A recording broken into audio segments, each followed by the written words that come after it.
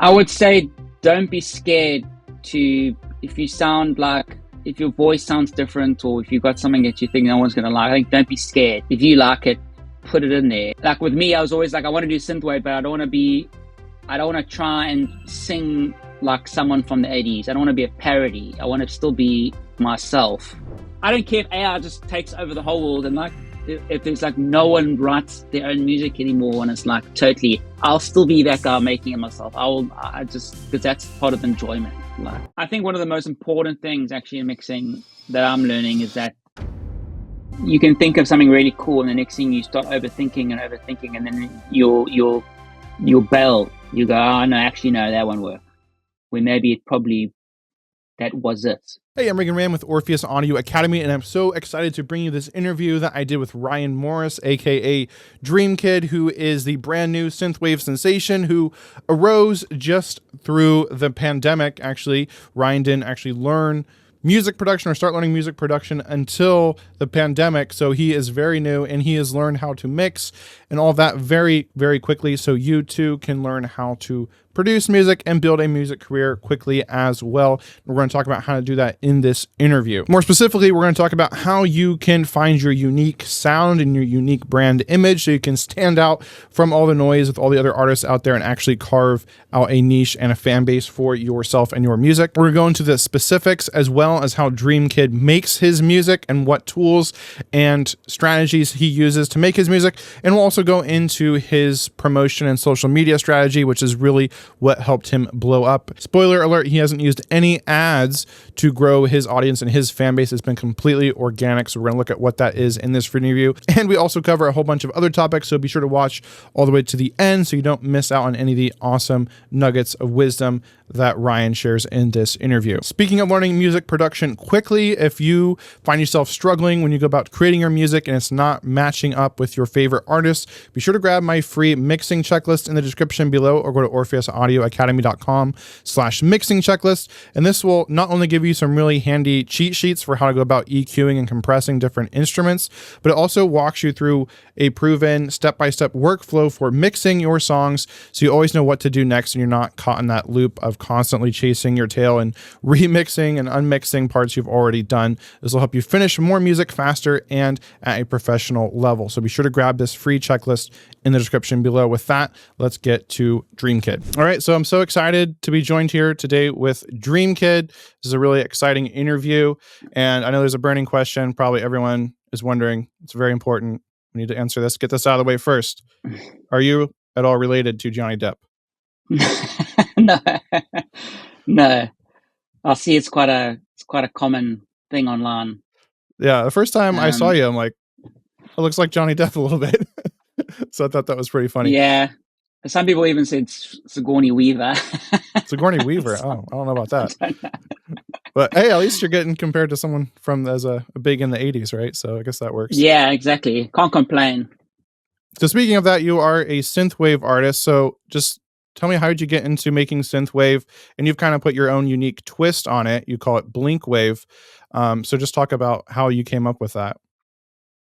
Well, I've been playing in bands my whole life, not necessarily 80s, but mainly a lot of pop punk, a lot of alternative bands.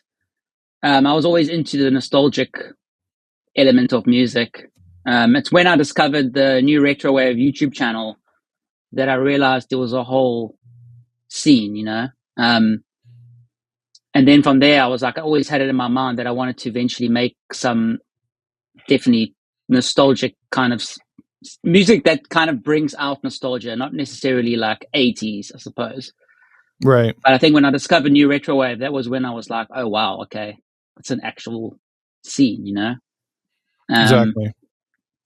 And obviously, I wasn't going to sing. I was just going to make instrumental stuff. And Stu from Outland was like, no, I've seen you on stage and stuff, just singing some songs. And because I've got quite a, I wouldn't say it's a very 80s sounding voice. I mean, whatever 80s sounding voice, I don't even know what that is really. But it's obviously quite pop punky. I grew up on like, you know, Blink and Newfound Glory and all that kind of stuff. And it's just the way my voice sounds. So I was like, well, I'll just call it Blinkwave when I sing. And That's really then cool. funny enough, Blink's actual latest album, they had a song called Blink Wave. Oh wow, they copied you. Well, I can't get mad because I used their band name. Yeah. So yeah, I mean, it's interesting. I don't know, but I know the producer, well, not the producer, the engineer of the new album. He follows me for a while, Hmm. and I'm wondering if because it's on my bio, it's been there for ages, that they might That's have seen that's it. a little suspicious. But I mean, maybe one day I find out. Maybe I'm responsible for the name of a Blink song, which would be pretty rad. That's really cool. Yeah, would you Yeah, like? I mean, just talking with staying with synthwave for a while, it's really cool how it's kind of permeated so many other genres. Really, it's kind of like EDM, kind of just became pop, and now it's also yeah, synthwave to some because degree. it's not really 80s. No, it's not. It's. I mean, I call it an over exaggeration. It's just Right. like an over, just Yeah, it's like you. actually, yeah, it's a very modern genre actually, because there's really, when did it really come about? It was really like the 2010s, really Mm, late 2010s, and it's kind of like you said, it's kind of based on the 80s. It's like taking the 80s and exaggerating it. yeah, I definitely prefer synthwave to like just generic 80s. If you know what I mean. Like I Yeah. definitely prefer it. Like and yeah, and I mean, sometimes like I'll say like, let's make this song 80s, and then you get like people going, it doesn't sound 80s, and I'm like, yo, it's synthwave. It's 80s elements. Doesn't sound Right. 80s, like, but it's if you actually look at all the sounds, they're all 80s sounds. Exactly. Yeah. Yeah. It's really Yeah, it's kind of more so based on like the soundtracks is what I've heard to like 80s movies. I can hear that a yeah, little like bit. Tangerine Dream, Hmm. that kind of stuff. John Carpenter, definitely. Um, it comes very. I don't know. Well, for me, it's been a very natural thing. It's like I haven't even watched a lot of the 80s movies, funny Yeah. enough. It's like Actually, it's me almost too. like it's almost like it's just some reason subconsciously it's just in my brain somewhere from when I was really, really young, and it's just I don't know, it's easy. And Yeah. I find because I grew up songwriting, a lot of that was simple pop punk. I'm always whenever I've written music, it's always been I just love simplicity. I love simple, catchy stuff. I don't like to complicate it. I don't like to make it busy. I just like it simple. And I think a lot of that comes from pop punk. Um, and funny enough, a lot of synthwave is actually built. It's actually in the same, the structures, the bass lines, the little arpeggios. It's all kind of stuff you would do on guitar. So That's really it's fascinating. I think that's really yeah, smart, incorporating your background with music into your main genre here with synthwave, having that kind of that punk wave, blink wave element. Like, what advice would you give to other artists? Maybe they're not even synthwave artists. How would they go about creating something that's unique like that? 'Cause I think that's the way you kind of be unique, because there's like everything's already been done. Like especially I think with synthwave, that maybe one of the knocks is everything can tend to kind of sound the same. But the yeah, way I think you make your music unique is that you have that punk element added to it. So you have that little twist. So I think is what you yeah. call it. I think I've seen other people call it that. So how would you help or encourage other artists to go about finding their unique twist that they can add to a genre? I would say don't be scared to if you sound like if your voice sounds different or if you've got something that you think no one's gonna like. I think don't be scared. Like if you like it, put it in there, and it doesn't all have to sound the same because I think like with me, I was always like I want to do synthwave, but I don't want to try and sing like someone from the 80s. I don't want to be a parody. I want to still be myself, but I still want to bring that nostalgic sound. And I think, obviously, with any genre of music, I think it's just like don't be afraid to be yourself. I would say is quite a big one. I think a lot of That's really people are good. trying to be something they're not, and it's like doesn't really connect. Right. That's what Yeah. Yeah. I think. I mean, I don't know. It's weird with this whole thing for me because it wasn't like some mastermind thing that I was like, whoa, I'm gonna do this and I'm gonna dress like this, and I was like this. I've been like this for decades. If you look at a photo of me from 15 years ago, I'm dressed the same. I look the Yeah. same. I I like was the going to same ask about thing. that too. How you came up with your look, 'cause I think that's really powerful too, the aesthetic that you've created. It's just how I am. There's no, that's just, I've been dressing like that. And my sister's all makeup artists, so before gigs and stuff, they would be like, "Hey, put on some eyeliner like Robert Smith," So yeah, it's just that's what it's just like it was a natural. It was just me being me. It was no like. It's okay to have a master. Sometimes it can work if you have some sort of a plan in mind and you think, oh, I'm going to try this and this image and that. But I think you got to be authentic. You can't pretend to be something because people these days see straight through that. Right. Yeah. And often a lot of artists now, like especially a lot of pop artists on major labels, they're not connecting because it's too corporate. It's two people in a meeting going, "Hey, we're going to make you look like this, and you can be the next Machine Gun Kelly or whatever." I don't know, and it's like it just doesn't connect because I don't know. People can just sense it. Yeah, I think there's an extra hunger too for authenticity, especially with the rise of AI now, where you're gonna have AI all over the place. I can't deal with AI. I just can't. Yeah. It's not that I can't deal. It doesn't bother me. Like I don't not like it because I'm like the angry man at the cloud, the boomer. I don't have the boomer mentality, but like, it's not. If I was like a kid now and I wanted to do music and someone said, "Oh, you just type in an AI and it makes the music," I wouldn't even do music. I'd be like, "Well, I'm not even do that because that's just that defeats the object for me." It's like to just type in something and then there's the art it just loses all of its meaning and all of its like it's like it just falls flat for me. It's just flat. It doesn't exactly. Yeah, maybe it'll change, but I'm not. I don't know. I know it's easy. I know it's convenient for artists to just be like, "Oh, I need an art cover and I got to pay an artist and all that kind of stuff," and that's fine. I'm not judging you, but for me, I'm like, but that just defeats the whole object. That's just like that is so lazy.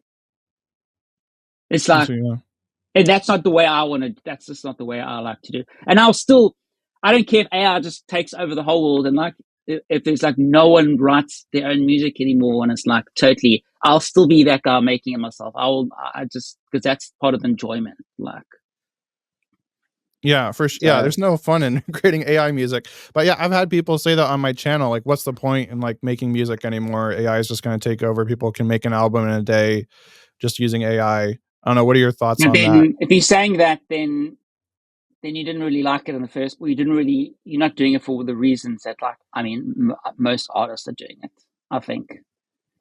Yeah. But I mean, hey, maybe I've just got boomer brain. I doubt it. I think it goes back to that authenticity that you mentioned. I think people want to connect with artists, and that I think that's not going to go away. And even if it's not a person, when you listen to lyrics, it's like it's a person that's wrote those and they're singing it. But if it's just a generic thing, it's like how. I don't know. And they want to know. I won't have any connection. Yeah. There's no connection. Exactly. And they want to know the story behind the lyrics. Like, why did they write that? What does that mean to them in their life? What happened to them? And I think that, I mean, even if AI music progresses to the point where it's better than like human musicians can do, I still think there's going to be that hunger for real human art, real human music, even if it's lower quality, because that's actually something I've already experienced. When I was learning in a commercial recording studio, we'd have people come in and say, "I want you to make this sound horrible, like it was recorded in my garage. Like, like there's some old tape machines on the wall. Like, can you record it to tape?" And like, that makes no sense. Like practically, like we got tape emulations, we can make it sound like tape versus actually recording to tape and having to like physically cut it. That makes no sense. But they wanted that like raw, vintage, bad sound because there's a character, there's a charm to that. And I think that's always going to exist. And I think that again goes back to being yourself. And that's really how you can be unique, because every individual is unique. So I think that's really great advice. And I mean, it depends on why you why you want to make music. If you for me, the part of it is the process. That's like one of the biggest reasons. And then performing it, it's like that's why. I mean, people are going to perform the AI songs. I don't know. That's just weird. That would be weird. I don't know. It's like written by my computer. Let's go. Like, I don't know. I don't know. I haven't. I'm sure it's going to get great and it's going to get better and better, but it's going to affect everything. Yeah. Yeah. I mean, it's definitely, you can use it to help you, right? I think. I mean, there's good like plugins that use AI that can kind of help Oh yeah, get you definitely. 80% of the way there, or using Chat GPT or other things to help you like get with lyric ideas. But yeah, you definitely lose kind of the soul of your music if you're just going to Yeah. like those programs that just write the whole song for you. And I've heard there's even like you running into like ownership issues. I've heard artists running into ownership issues with those, like you don't really own your music when you're using those platforms. I mean, that could always change, but Even like Splice and things like that. Like I use Splice, but it's never like musical stuff. It's mhm. just like sounds and maybe a weird percussion thing, but I'll add some effects to it and put some stuff in it. But I'll never take melodies or anything like that. Yeah, I've That's like never. that Yeah, feels like that feels just weird. yeah, and then Unless these. Yeah. it fits perfectly and you know you can make it your own, I suppose. Chop it up Mhm. and do something. Right, that's a good point. But it's also falls on that same kind of thing. Like if you're just going to drag in splice loops and then that's your song. It's like, well, okay. Yeah, yeah, It's yeah, like, but I mean, it's done. Like some of the biggest hits right now are like literally splice loops, which is the main hook. hmm. I think there's a Sabrina Carpenter song, which is like the main hook is a splice loop. Wow, So I don't that's know. wild. Yeah, I definitely. think Yeah, with copyright and stuff, I don't know. It's going to get very very weird. There's going to yeah, be like I think it's just going to become like with music. There's so many chords and there's so many sounds and there's so many things you can do. Eventually, it's just going to be like I think just like yeah, I don't know. Like it's going to be like bass chords where it's like you can't copyright a bass, progression. right. You can't copyright chords. You can't copyright A, G, C, A, or whatever. I don't know. You can't. It's going to be like that with a lot of other things, I think. Yeah, so I think again that's why it's all the more important to put as much of yourself into your music as possible, because that's what's going to make you different. Because you can't really copyright. You can't. Someone can't really Yeah, copy you in your style and how you do things. And of exactly. course, your voice and It's also everything. like it also with I also found with my singing as well. Like a lot of people are like, yeah, I don't like the pop punk thing, or I don't. Doesn't sound 80s, but it's like, well, it's different. Hmm. I'm not going to get some other singer that sings perfectly and sounds like everyone else on TikTok. Then that's like, you know what I mean? I'd rather like sing not the best voice, but it's from a true place. Than I don't know. I don't know where I'm Yeah. going. I'm I just mean, you're rambling. always going to have people nitpick and complain about things, but I think that's actually a strength of yours because, again, it mm, helps you stand out and it keeps it fresh. Because right after a while, it's mm, like, oh, I've heard all this, and then oh, who's this? Oh, this is different. This is new, and it's still mm. synthwave, but it's a new take on it, and it refreshes it. I think. Yeah, definitely.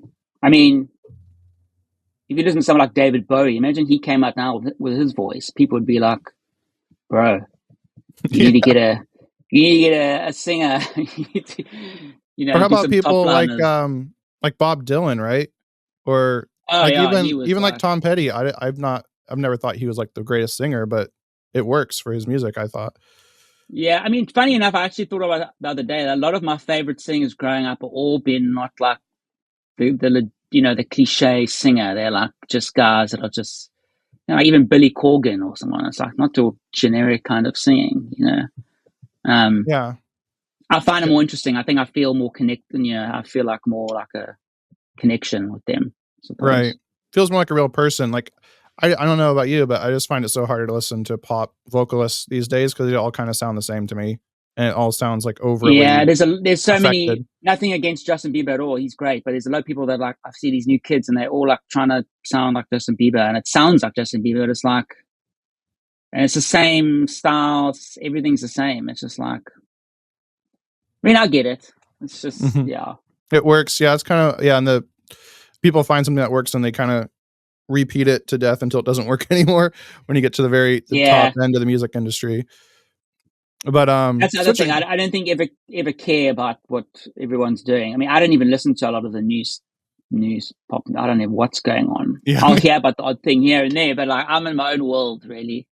yeah, me too. Yeah, I don't even And I know think that's who's. the best place to be, to be honest. Yeah, Mm. yeah, I think so. Because then you don't wanna get to the point where you're kinda just everything you're creating just sounds like someone else, and you can keep that again, Yeah. that uniqueness, the authenticity. Switching gears a little bit, you had, your song "Chrissy" get, featured in the film Terrifier 3. So how did that come about, and do you have any advice for artists on how to get their music into film? I was just lucky with that. I didn't know that the original reel for Chrissy, when it went viral, but I didn't know that. I mean, I didn't even, to be honest, I didn't know who Damien was. I hadn't made the connection. I hadn't even watched Terrify before. Um, and he obviously was like commenting on my reel and he was following me, but I had no idea, because when you get like a really viral video, you lose track and you can't keep up with all the comments and stuff. But then when I went to LA, I was there a year ago, and one of the guys that was I went there to do I did some music for another movie called Invisible Raptor, and one of the guys there, Robin, he said to me, "Hey, dude," he was actually good friends. He's good friends with Damien. He was like, "Dude, Damien really wants to use Chrissy in the Terrifier 3 movie that's coming up." And then from there, I messaged Damien, and then it was just pretty much like he was like, "Dude, I really want to use a song in the movie." So I was just lucky. It's just like I was just like, Well, I mean, well, yeah. you did something, you had a reel. So that's another thing that I wanna talk about too. I think I really like your social media approach with the different reels you create, and they're really fitting with, the synthwave aesthetic, but, right, maybe if someone's watching this, they're not a synthwave artist, think about how you can, I guess, just talk about your strategy and how you go about creating your social media content. I just do what I feel like I'm in the mood for. Like, obviously, I have the POV videos, which was my original thing that I started doing, and then I like to mix it up a bit. I feel like if you just post the same video every time, eventually it's just going to get stale. So I'll still do those, but I like to just do an odd cover, or I don't know, do something where I play the jingles of famous Eddie's movies, or guess the POV. There's those videos. So I generally make it on the day, and I just do it what I'm in the mood to do. So I'll be like, hey, I feel like doing this, and I'll just go and do it, and I'll just write it, mix it, and generally I used to do it in one day. These days I'll take like 2 days, and yeah, so I'll just record it, mix it, film it, edit the video, and then that's it really. Yeah. So, yeah, so if you And guys haven't. generally, every week, I'll kind of think about roughly in my head. I'll be like, what am I going to do this week? What am I keen to do? And then I'll kind of put that little birdie in my brain. And then I'm like, okay, Yeah, that's, I mean, it's, like I've said, like this was a big thing that stood out to me was how you're doing your social media content, and the fact that, like you mentioned, you have like the POV videos where it's like you take some kind of prompt of like something from the 80s, like yeah. it's 1984 I, and you're I running for your always life. try and be creative. I always think of something else. It makes it interesting for me, and I think the followers.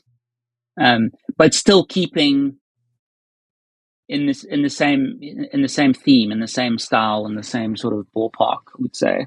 Right. And you're also getting a bunch of, they're all featuring your music. You have little song clips, like little song seeds that go with each of these videos. So you're Yeah, really getting your music out there, featuring your music in an interesting way. Do you and like it come up also with, it pushes me to write more. So, like, I mean, with every album now, it's like I got so much material that I'll literally go through folders and just go. I'll be like, oh, I forgot to write that. That sounds cool. That'll be a song on the album. And I'll pick a theme. I'll be like, okay, like that's what I did with Daggers. I literally went through all my reels and I just went, boom, that one. I think I'll do that. And there were obviously a lot of songs that didn't make it on, or I just ran out of time, or I wasn't really sure where to take it. But like with the next album already, I've got so many songs. It's like, and it's all from just doing from doing social media stuff. so Um, is that typically how you start your songs? Is do you have a prompt first? And you're like, I'm going to write a song to this prompt, and you just create so many song seeds and then um, find the ones that do the best. sometimes I always find it's my mood.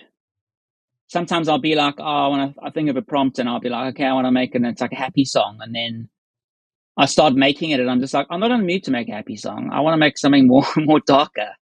So then I'll just change the whole thing and I'll just start making like a dark song. And then while I'm making it, I'll be like, okay, this sounds like this scene, you know? But it's definitely with my mood. I find some days I'm just like, no, I'm not in the mood for that, you know? Well, I'm just like, I don't want to do this. I want to do a cover. I'm just going to sing a cover song and I'll just do that. It keeps it fun for me. Otherwise, I just start feeling like I'm forcing stuff. I don't want to do that. Yeah. So yeah, it's yeah, but I mean, it's awesome. I mean, this is like turned into my job now. So it's like, yeah, that's awesome. So do you have like a set like songwriting time? Like, do you write a certain time every week or every day, or is it just? This is what I do struggle with, is having a set routine with creative work, because it's very, like I say, it's your mood. It's your it's not an office job. It's not like 9 o'clock. I'm gonna just start. It's hard. It's weird. Yeah. I'll have days where I won't do anything in the day, and then I'll write through the night.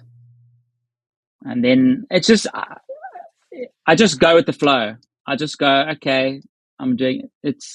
I've tried so many times to have like a routine, but I'm not doing spreadsheets, so it's like, I can't, it's liberating. It's emotion. Yeah. It's emotion. I can't, it's not like I don't have a structure with emotion. It's like,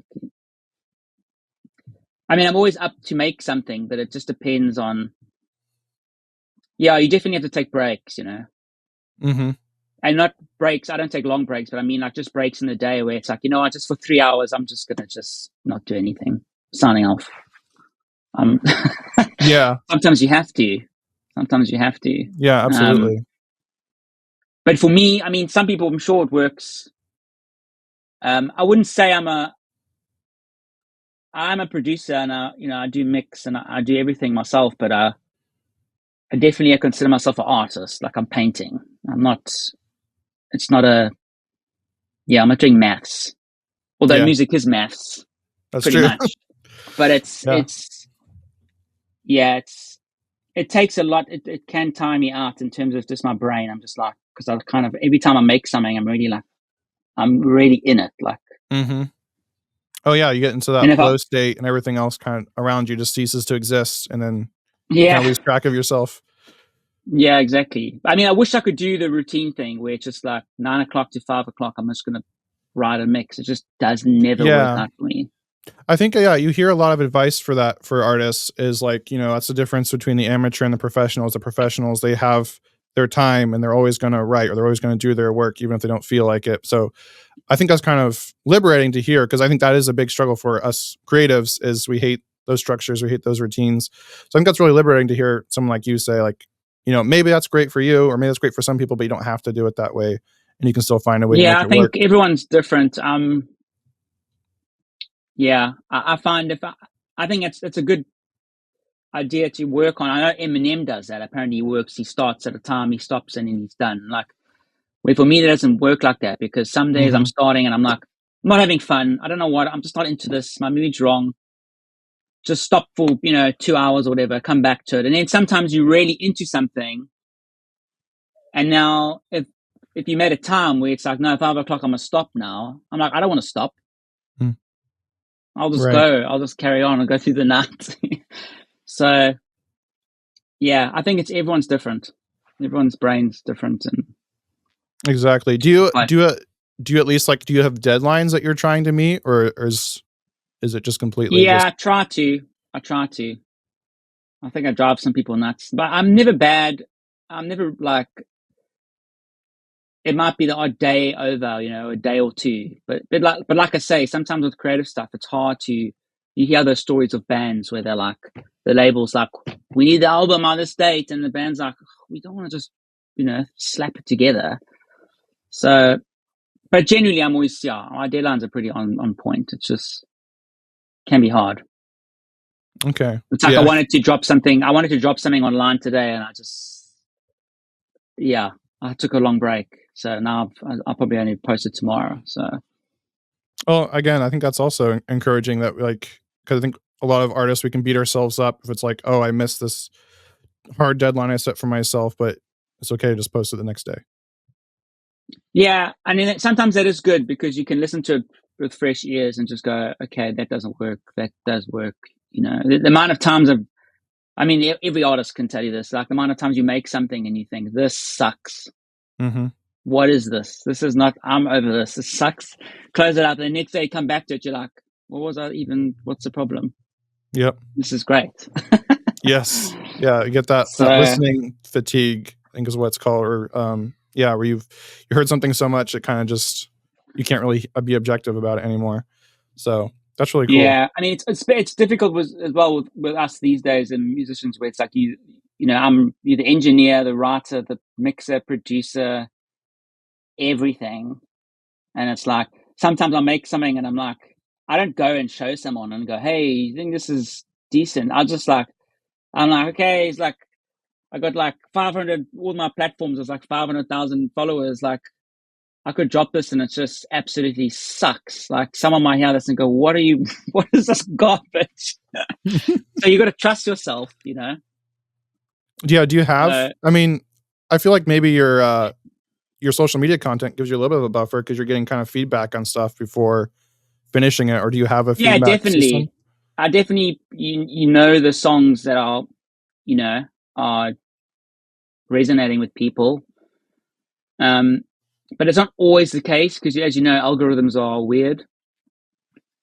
And, you know, there's been times where I've made a song on social media and it's like, everyone's like, oh, release this. And then it releases and then it doesn't really do much on Spotify. And then there's a song where no one even like cared. And then it goes, you know, online and then everyone loves that song. So I don't know, this social media thing's a mystery. Yeah, I still don't understand. I don't understand. People say this, you know, do this and this, and I'm like, I don't know, man. I've tried everything. I've done this, done that. Nothing makes sense. Honestly, I mean, it does to a degree. I think it's half luck, half algorithm. But yeah. I did an interview with someone. He has like 4 million monthly listeners on Spotify, and even he says like the song that you think is going to do really well will bomb, and then the songs that you don't think are very good will end up doing really well. So I guess you just got to put it out there and see what happens. It's definitely, I think songs that you write really quickly, they always seem to be the one. Like Chrissy, I think I wrote that in 20 minutes. That's fascinating. I wrote the main part, the main, all the synth and the guitar riff in 20 minutes. And I didn't really think much. I was just like, yeah, whatever. It's like, literally, I made it in 2 hours and then filmed it and posted a video. And then it was like, next thing it was like, oh, okay, I suppose a bit of. So say that again. So you're saying the songs that you typically write the fastest end up being the best, or doing the best?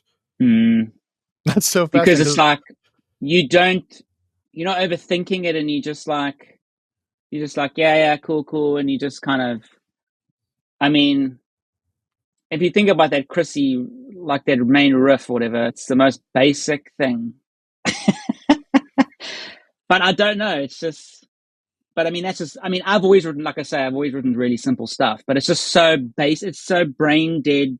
It's like, I mean, a baby can play it. I really like that song. So I don't know. I think you see that a lot. A lot of times the more simple stuff does better, like simpler melodies.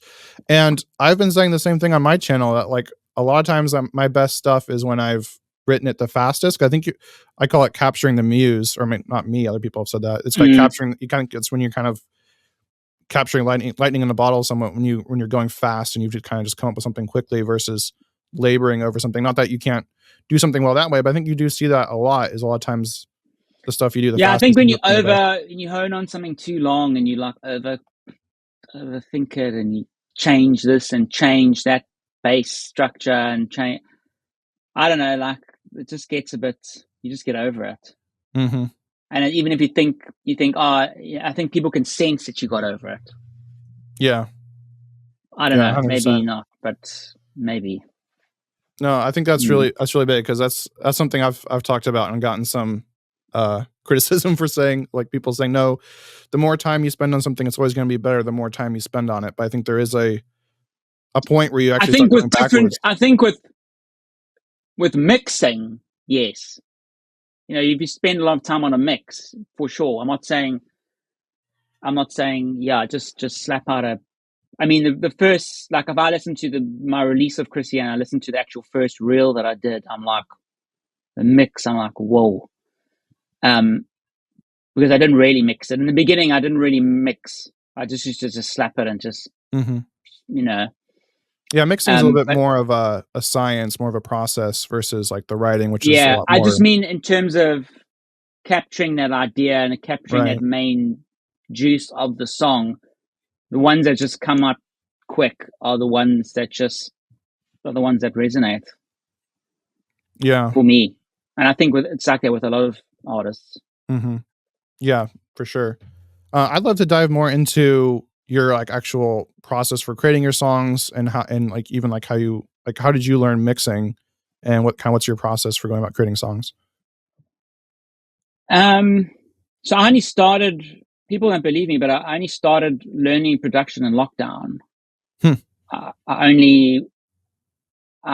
was like, I mean, I years ago I downloaded like Reaper, and I just kind of just learned how to like engineer and kind of get the signal of a guitar through and record it. Like there was nothing. I wasn't like mixing, but it was only lockdown where I was like, you know, what is compression actually doing, and I don't even know what an EQ. I didn't know anything, because I'd grown up in bands, but I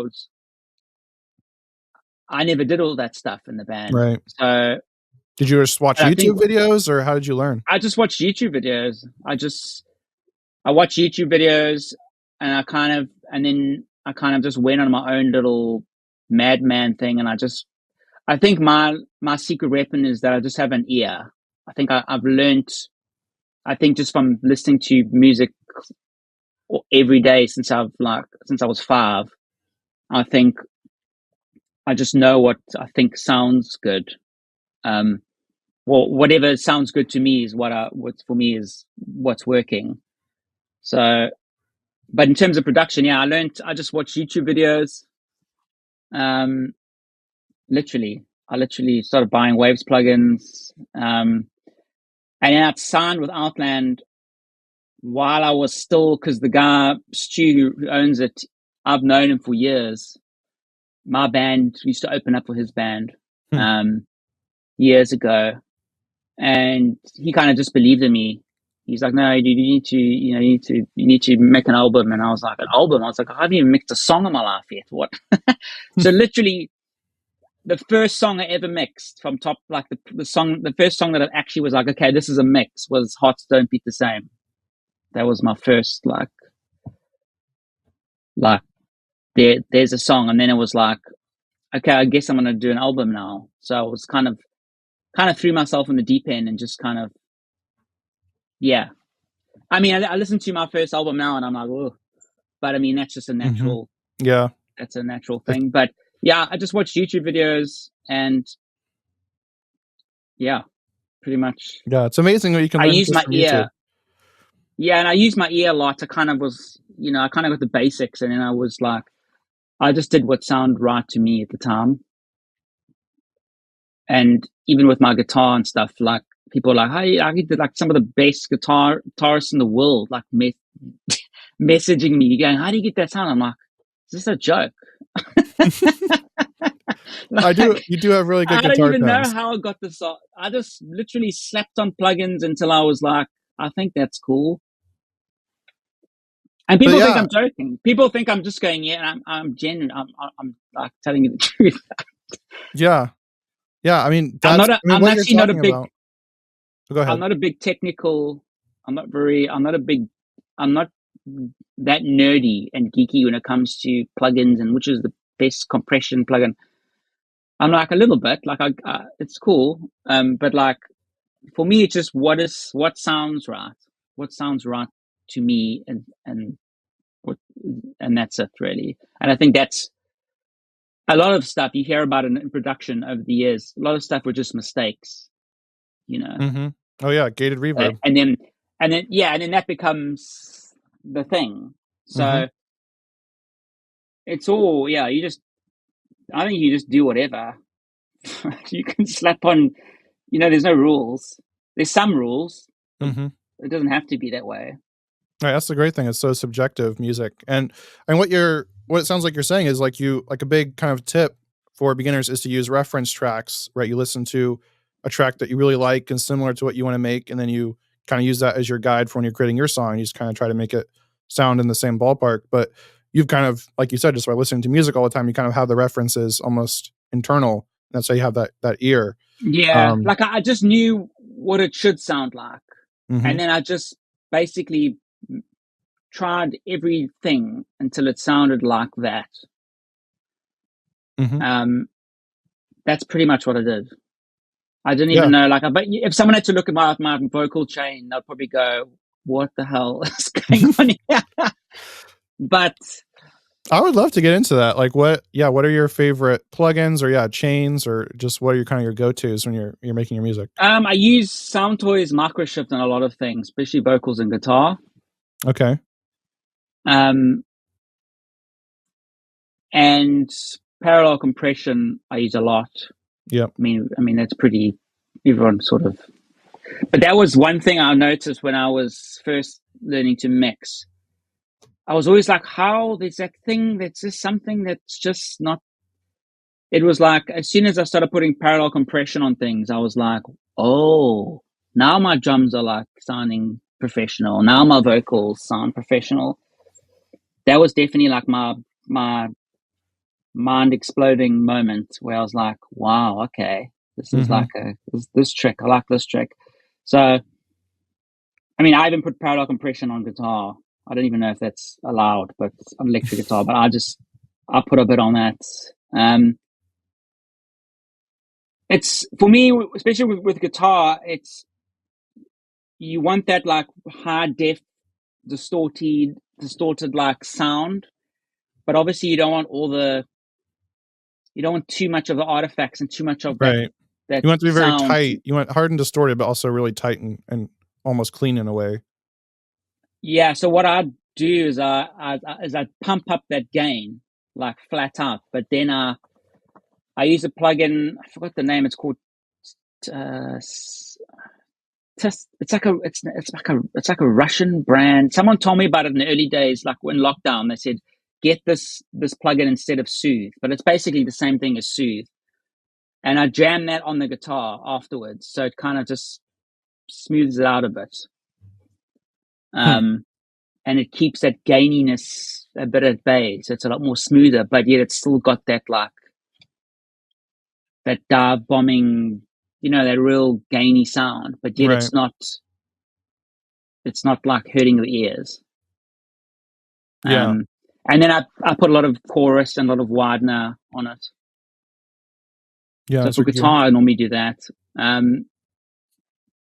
Vocal. I think with vocals, it all depends on the voice. With my voice, I have to double it, sometimes triple it, but generally I just double it.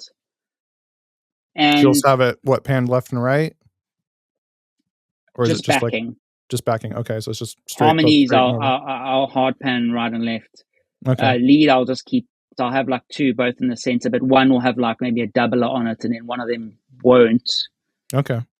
And one might be compressed hard, and the other one won't. And I tend to just get a bunch of tracks where it's like if you had to solo them individually, you kind of like, whoa. But it's like when they're together, as long as it's all sounding great together, which is obviously that's mixing, I suppose. But I tend to just blend a bunch of stuff together, and I find that works for me. But like, obviously with vocals, like the first vocal I ever mixed was obviously with Mason from Metro Station when we did that song together. Oh wow, I didn't know that was the Metro Station. Yeah, do you know on the Daggers album, "Take Me On Tonight"? That's Mason from Metro Station. So that was the first vocal I mixed where it wasn't my vocal. And it's a whole, like for me, it's a whole different thing. When you're mixing your vocal and you mix someone else's vocal, I don't know. For me, it's like that.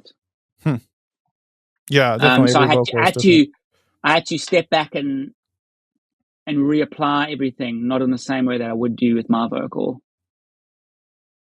Do you have like some favorite like vocal plugins that you go back to? On my bus, I'll start off with there's a Butch Vig vocal Waves. plugin that I had randomly, and I just started using that. And now when I take it off, it doesn't sound as, I just like it now. It's like a standard thing. It's on my bus, so I'll just kind of leave it there. And then obviously just like a lot of like a Soothe kind of a plugin, but I don't know the name. It's called DSEQ, Desec. I think that's what it's called. Yeah, I haven't heard of that one. It's a weird brand. It's one of my producing mates told me to download it like in lockdown. Interesting. What else do I have on there? Sometimes I'll tap on one of the vocals. I might just tap on a little bit of OTT, just a little bit to kind of take out some mids or compress it in the middle or push some highs. But I won't put a lot, like 1%, 2% blend. But literally, I think my advice to people mixing, it's literally just try stuff. Don't, you can watch YouTube tutorials and that's great. I'll learn from that too. But I think that might be what works for them. Might not be what works for you. Right. Yeah, every song's different. Every instrument's different. So I think it's good to watch tutorials. Like what I started doing is I would watch like a whole bunch, and I'd watch like, how does this guy do EQ that, and how does that guy, and they'll probably do it two different ways. You know how it is. Someone guy says do it this way, and this guy says do it a whole different way. And then I would kind of start doing my own thing. Yeah. Even when it comes like your whole process of mixing, some people go from the top down, other people say bottom up. So yeah, I normally go from drums. I go from drums, synth, to vocals, then guitar. Yeah, that's kind of what I was taught, was starting with like the drums and bass first, the more bass frequencies, and you work your way up. Other people say, yeah. So I'll kind of make the whole structure of a song, and I'll have roughly like a rough mix. I'll maybe put some EQ on some synths, and I'll have my vocal bus there ready. So that'll kind of be there. And then once I have everything there, and I'll go right to the top of the drums, and I'll start fine tuning everything, like every track, what's on this track, okay? And then I'll go through everything. Yeah, that works. Yeah, I mean, that's what makes sense to me. And then I have like 3 references. Okay. Yeah, those references are huge. Yeah, using references. Yeah. But it's funny. Do you use the same references, or do you change it up per song? No, I change it up. But it's weird. The more and more I mix now, I don't really, like, I have them and I'll still reference, but it's like cool. I'm happy with that. Like, I don't have to do it like as much as I used to. Right. Yeah, you kind of have that target kind of ingrained already in your mind from just repetition. Yeah. Yeah. And I'm so used to the way like I do my mixes that I can kind of tell when a mix is lacking somewhere. I can tell already. I can go, something's not happening here, And it's so weird. You can use the same settings, the same EQ settings, the same synth sounds, the same on a different song. Say you mix a song and it sounds great, and then it's a whole different key, a whole different song, and you have the exact same sound, and it just doesn't work. It's like the key of the song or the right, because the keys that changes the frequencies that you're working with, because some keys are a little bit higher, a little bit lower. Yeah. So. And then some things just doesn't gel. It's weird. You think like, oh, just put the same exact things in every song and it's gonna like be fine. It's like it doesn't. You quickly learn it doesn't really work like that. Yeah, definitely got. I think it's use your ears. In the end, you always use your ears. Yeah, and I think one of the most important things actually in mixing that I'm learning is that picking your start sounds, the sounds that you pick, that can make such a big difference. Yeah, talk more about that. What are your go-to synths, and how do you go about choosing your sounds and doing sound selection? I think when I started, I would just like listen to a sound and go, that's cool, and that's cool, and that's cool. I'll just put all these cool sounds together, but it's like they're all so cool sounding that they just start, getting too muddy. So yeah, it's you kind of got to compromise, which is probably that's mixing in a nutshell. Really, is compromising every single track to fit. But in terms of synths that I use Diva a lot. Probably I use it too much. I started using Elements by Arturia. Okay. There's some cool sounds in there. And LX I use a lot.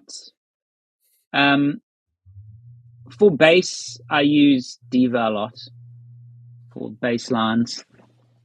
I normally start off with the bass, and then I'll make like some sort of arp in between that. And then often once that arpeggio is there, then I'll go back and try different other bass lines to see if they may sound better. That's interesting. And then I'll start putting in like bells and that kind of stuff later on. But it's like I said, I'm so simple. My stuff's so simple. I don't even I barely ever play chords. Like I do put chords in, don't get me wrong, but it's that's kind of the nicest thing. For me, I love like a simple bass line and then like a little arp. That just kind of, you just play something. That for me, that's what I really like. Yeah, if you and I suppose that's classic synthwave sound. Exactly. It's like a classic. Right. If you do the arp right, that kind of takes the place of the chords, because you get the reverb that kind of fills out the space. Yeah, because often I'll put chords afterwards, and it's just like it's starting to get a bit muddy, and I'm like, it's too much. Yeah, I've noticed you have really good like bell and like mallet type sounds. Like, what do you usually use for those? Oh, thanks. Mallet sounds, I use Wave Station a lot for that, and Korg Wave Station and the Korg M1. There's some cool like mallet bell sounds in there. Not so much bell. I'd say more mallet sounds. And I just combine them. Yeah, I'll kind of pick two different kinds, and I'll combine them with maybe a drum element that just sits behind it, so it gives it a bit of a, more percussive. Like the transitions a bit. I forgot the name. the thing with the waveform, the gong. Right. I forgot the name. I think blending stuff is good. But again, that's choosing the right sounds to blend, because you can get one sound and think that's going to go with that, and then you kind of listen to them together, and you're like, I don't know, and then you pick some. I was just gonna say, is there anything like you're looking for when you're choosing sounds, or is it just kind of like just testing stuff out and just hearing if it sounds good? Normally it would be like a bell, or whatever. I'll go for a sound that I'm looking for, but then sometimes along the way, I'll just find something else, So then, when it comes to like layering, is it like you hear the initial sound, you're like, you figure out like maybe what's missing, like maybe it's missing a certain frequency range that you can layer with it, or it's the envelope, like the attack or something that's lacking. Yeah, is that kind of the approach? Yeah, definitely. I think you get better at that as you the more you mix as well. Definitely wasn't like that at the beginning. I think I was just I don't know what I was doing in the beginning, to be honest. My stuff was awful. I didn't even know how to quantize for like a year, so everything was so bad. No, I'm always to the grid. I'm like I don't know. Some people say it's good to have some swing and stuff. Yeah, it is, but I'm quite perfectly happy with it being all just exactly on the grid. Yeah, I think that works for synthwave and electronic to be on the grid. Yeah, I mean, that's part of the aesthetic, right? The big grids, the 80s Yeah, I mean, grids. it should sound, for me, it should be like mechanical and machinery, because that's what it is. Right. That's the sound. But I mean, yeah, I'm still, dude. Like, I still often question myself. I'm like, I don't even know what I'm doing. I think I'm just winging through this. I mean, maybe we all like that, but that's just, yeah, that's just a weird artist brain to me. That's just always Yeah. like, dude. Well, I think that just comes back to, I mean, a big thing is just repetition and putting in the time and just practicing the art and the craft, and you get better over time. Yeah, I think training your ear is probably important as well. Mm-hmm. To recognize what is sounding good and what isn't. I think but that, I think, takes a bit of time. Is there something like intentional you do with that, with training your ears? I know there's like programs like Sound Gym, I think is what's called. Or is there something like Oh, that I've you heard of do? that. Or is it just No, you just listen to I to music think and pay attention? it's just from listening to music and just playing in bands for years. I think it's just from that, you know. Um, Mhm. like, I don't know. I mean, most artists probably are like this, but I don't know any keys. I don't know what key, what's in. I just, everything is literally just ear, and just I just fiddle around. I don't know what's. Mhm. I honestly, I don't know where the E is on the keyboard. Yeah, that was me for a long time too. I finally know the notes are on a keyboard, but that was me for a long time. Yeah, I know very little about I that stuff. might try and learn it, or I might look at it and then I'll just forget. And I don't really, I don't really need it Yeah. I at this like the point. transposer tool in Logic was what I use. Not because I want to transpose stuff, but because it shows me all the notes in each key. So I'm like, okay, Okay, so all yeah, these yeah, notes yeah, sound good together. I'll have that up while yeah, I'm writing. yeah. That's the other thing. I don't. I use Studio One, and not many synthwave people actually use Studio One. I think I'm like Hmm. the only one. I don't think it matters what DAW. They're all great for the most part. Mm, Um, yeah, I really liked your latest album, Daggers. I know you talked a little bit about that earlier. Um, a lot of these songs came from just like you said, creating the song pieces for your social media. But talk more mm. about how this came about and like what you did to finish this album, put it together, release it, and like what kind of promotion did you do with it? To be honest, my social media was like the majority of the promotion. I mean, even with, even the record label can even admit and say, like, dude, your social media is, we can go and pay for press and stuff, but your social media is still going to be giving more of an impact than some website, some random website. So I was lucky that I had all the followers. So in terms of promotion, it was just making reels, playing the new stuff. And yeah, it's just a collection of all the songs that I made on social media, and I went through probably about 100 songs, and I just went, Hmm. okay, that could be a song, and then obviously, fine tuned it down to 14, which is probably, some people say, it's too many songs, but I'm like, well, if I didn't put 14 and I only put 10, then you would have told me it was too little songs. So Hey, yeah, if, you can't have too many if they're all good. Yeah, I have a hard time kind of narrowing down songs too. So that was kind of encouraging. Saying, "Oh, it's a nice 14 song." I like it when an artist like releases a large album. It's like it's more music. yeah, exactly. I think the next one I'm going to keep it probably shorter, but just really go for like quality. Just like every song, I feel like a strong. I mean, every artist will probably say that, anyways. Hmm. We all say that, and then like a year later, we're like, "Oh, that song sucks. That song." Yep, that's how it goes. So how Yeah, did but go ahead. no, no, carry on. I was just gonna You carry on. say, you mentioned you're signed to Outland Recordings. How did they? How's what? I guess how has being signed to a record label helped you? Definitely helps push me and obviously set deadlines. I think sometimes it's helped me move quicker, because if it was just kind of me, I might just take too long, you know. So, and a lot of Gives you people have some said like how much accountability. stuff I've released since 20. I mean, I dropped my debut in 2022, and then already I dropped Daggers, this year. Um, and then I've released some singles in between that. So I've moved quite quick. But yeah, definitely they've helped guided me and give me the confidence, I would say. Okay. But every artist is going to be different. But I think I would have maybe self-doubted myself too much and taken longer. So they almost kind of work like a manager. Is that how you would describe it? Initially, I have a manager now. Okay. So Stu initially was just like more like label manager, but now I have a manager as well. So, all right. So yeah, it definitely helps because I can just get a bit overwhelming sometimes.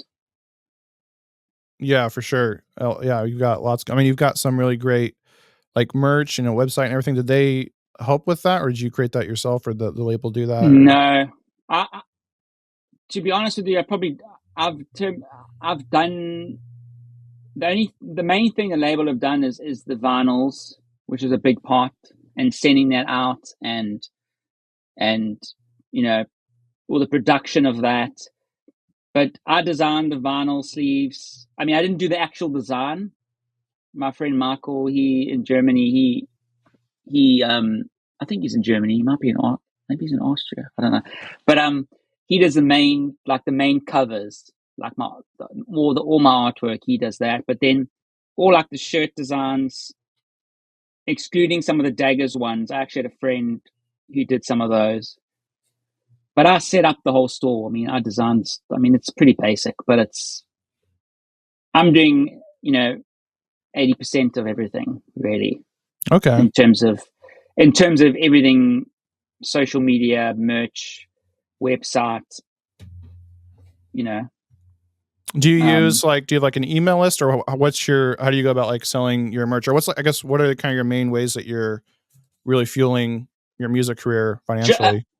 If you're comfortable saying social media, just social media. I would say yeah. It's definitely helped. I mean, the Terrify things also definitely helped. But loads of people discover me through that. I mean, I have been lucky. I've been lucky that I just, because I kind of came out of nowhere. Mm-hmm. Because there were a lot of people doing synthwave for years, and then I was just like, "Hello!" It was like viral, and I was like, "Who the hell is this guy? Like, what?" Well, I mean, you could say it's luck, but I think I don't remember how the phrase goes, but like it's like luck favors the. I can't remember the word, but some people actually put in the work, and I think like we've talked about, your social media I think was really unique, and that's what really helped you get lucky. Yeah. So I think that's a good lesson. I wasn't scared to put myself kind of out there, and I'm still not. I think some guys want to hide behind a mask and Mm-hmm. especially in synthwave. I actually thought about that myself initially. I was like, I think I'm gonna wear a mask and be like, kind of, no one knows who I am. Mm-hmm. But then, everyone was like, no, dude, you too much. No, just put yourself out there. And I was like, okay. Yeah, I know people can get kind of lost in the weeds too, and like wondering, like, is there like a specific like hashtag strategy or posting calendar? But is that really that important to you, or is it more so just? I even think about that myself all the time, and it never makes sense. Especially with times, people go, "You need to post at this time on this day," and that's honestly, in my experience, it's rubbish. There's nothing. Like I say, nothing makes sense in that perspective. Like, honestly, I've tried it all, and it's confusing at times as well. Oh yeah. I mean, my initial viral videos, I literally posted them at like the most random times. I think it was like 3 a.m. or 3 a.m. UK time. That would probably be like New York, 11 o'clock, I think. 11 p.m. But I don't think it matters anymore. So what I'm hearing you say is just create good content, make good music, and show up consistently and be yourself. Yeah, I would definitely say be consistent, but that's also can be a hard thing, especially with the content that like with what I do. it's quite like every reel. It's quite a Mhm. process. But you've published a lot, so maybe if it's not maybe not consistent in terms of same time, same day, same week, all this always Yeah, the I mean, same, I'd but love to you're post. showing up. I wish I could put. Yeah, I wish I could post something every day, but then it gets that kind of fine line where then it's like maybe too much. That's a good But then at point. the same time, you think about it, like if 20% of your followers only see your content, what does it really matter anymore? Mhm. Like you post something, you think everyone's seeing it, but like no, hardly. It's only like a small percentage. So it's like Yeah. Do you run any ads? Because I know that's kind of how people get around that is they run ads no, and I've never done anything, no ads or nothing like that on my wow, social media. I'm a bit scared to because I heard it can do weird things to your algorithm if you start paying for stuff. interesting. Because then if you don't pay for stuff, then they kind of like, oh, okay, we're going to Yeah. hold it back. I don't know. That's what I've heard, but I'm very, yeah, I wouldn't want to. I think it's fine if you normally when you do an ad, like my record label will do it and then they will like link me in, I think, through like Meta or whatever. But I haven't paid for any like promoted posts or anything like that. Well, that's really encouraging So, that you can have this kind of success just organically if you're, like we said, yeah, I doing those think things. what's interesting in this day and age is you can be nothing one day and the next day you can have a viral video come out of nowhere and the next thing you know you got something's happening. That's literally what happened for me. I was literally had 500 2 years ago. I had 100 Instagram followers. Wow. Yeah. I mean, like you said, you started during lockdown, so that was not that long ago. So that's I really didn't crazy. start doing the social media thing though. I only started doing that at the end of 2022. Mm, wow.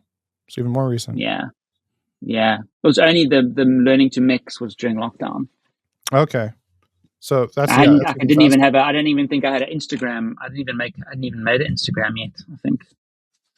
Okay. Yeah. Well, that's even more encouraging. So yeah, because I know there's probably a lot of people out there that are afraid to put themselves out there and maybe have that like, what's the point, right? And like you said, like your reach is so low. What's the point in putting in all this work if you gotta Yeah. I mean, it pay to does. win? It sucks. Like even with me, sometimes I put so much work into a reel, and like I post it, and I can tell from the get go, I'm like, oh, algorithms not giving this justice. But you know, if it was that easy and every video we could all just go viral all the time, then going viral wouldn't mean anything. So Yeah, everyone would do it. you got to keep. It's like anything. You just got to keep at it, and something will connect. Um, but yeah, just because you get one viral video doesn't mean you set. There's still a lot of work, but it Absolutely. definitely helps. That's so Definitely helps. encouraging. By the way, if you guys Mm. want to follow DreamKid, it's at DreamKid83 on Instagram, and the website is dreamkid83.com. Uh, one last question here. Let's go back to, right, imagine someone is out there, the same point you were when you were first getting started. What would be the best, one piece of advice you could give a, aspiring artist, whether they're synthwave artist or not, just someone that's just getting started and looking back now with everything you've learned, all the wisdom you've gained, what would be the biggest piece of advice you'd give them? Don't overthink stuff. I think overthinking can prevent people from doing really cool shit.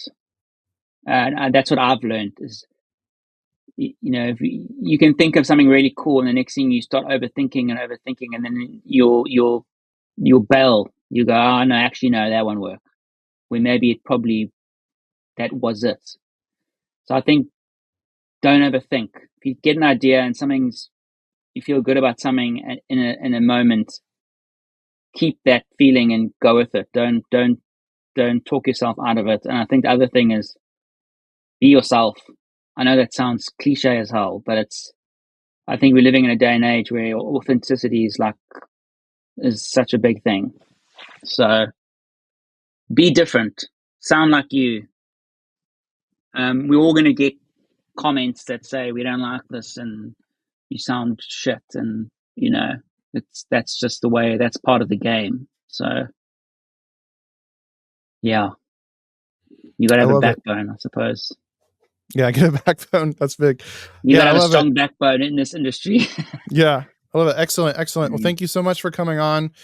No, I thanks love so your much. music. Looking forward to what you have coming out next. And just thank you so much for coming on. And Thanks so much. really Oh, loved all the awesome. advice and tips. So excellent. Thank you. If you find yourself inspired by this episode and you really want to commit to your music and getting it polished to the point where it's professional quality and you can start building your music career, then I highly recommend my Radio Ready Record course.